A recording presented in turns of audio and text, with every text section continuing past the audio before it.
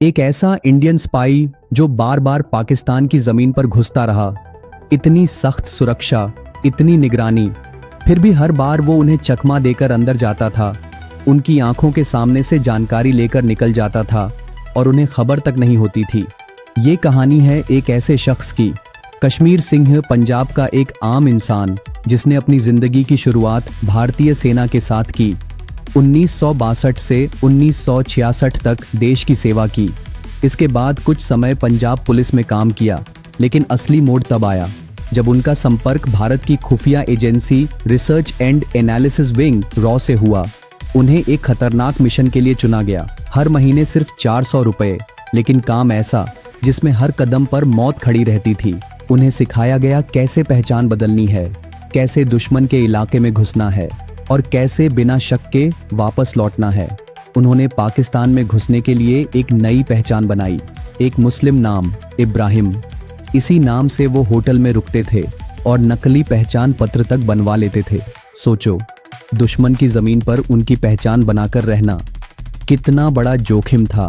उनका काम था चुपचाप जानकारी इकट्ठा करना, खास तौर पर सेना की गतिविधियों पर नजर रखना। और वो ये काम एक दो बार नहीं बल्कि कई बार करते रहे, हर बार पाकिस्तान की सुरक्षा और इंटेलिजेंस को चकमा देते हुए। लेकिन धीरे धीरे हालात बदलने लगे। 1973 में एक मिशन के दौरान पेशावर रावलपिंडी रोड पर 22वें माइलस्टोन के पास उनकी हरकतों पर शक हुआ। पाकिस्तानी इंटेलिजेंस एजेंसियों ने उन्हें ट्रैक किया और आखिरकार उन्हें गिरफ्तार कर लिया गया। उन पर जासूसी, घुसपैठ और स्मगलिंग के आरोप लगाए गए। हालांकि सबूत पूरी तरह साफ नहीं थे, लेकिन फिर भी उन्हें पाकिस्तान की मिलिट्री कोर्ट ने मौत की सज़ा सुना दी। शुरुआती महीनों में उनके साथ 3rd डिग्री टॉर्चर किया गया। उन्हें मजबूर किया गया कि वो अपने मिशन को कबूल करें, लेकिन उन्होंने कभी खुलकर कुछ नहीं कहा। इसके बाद शुरू हुआ उनकी ज़िंदगी का सबसे दर्दनाक दौर। उन्हें पाकिस्तान की 7 अलग अलग जेलों में रखा गया, जिसमें लाहौर और फैसलाबाद जैसी हाई सिक्योरिटी जेलें शामिल थीं।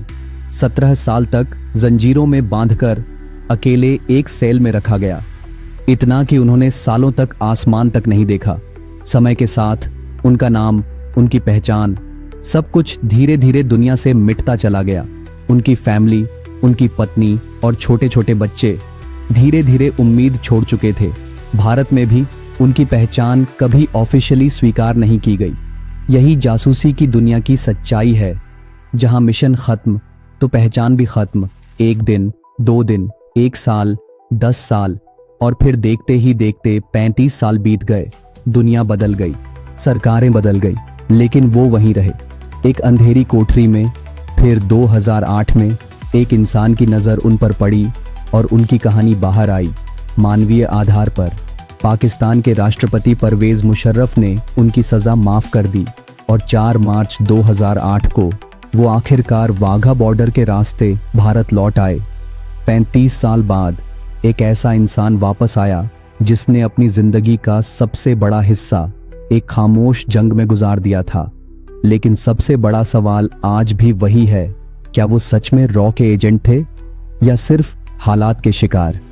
इस सवाल का जवाब शायद कभी नहीं मिलेगा, लेकिन एक बात तय है, उनकी कहानी हिम्मत, त्याग और खामोशी की सबसे बड़ी मिसाल है। अगर आपको अपने देश के ऐसे अनसुने हीरो पर गर्व है तो कमेंट में जय हिंद जरूर लिखें।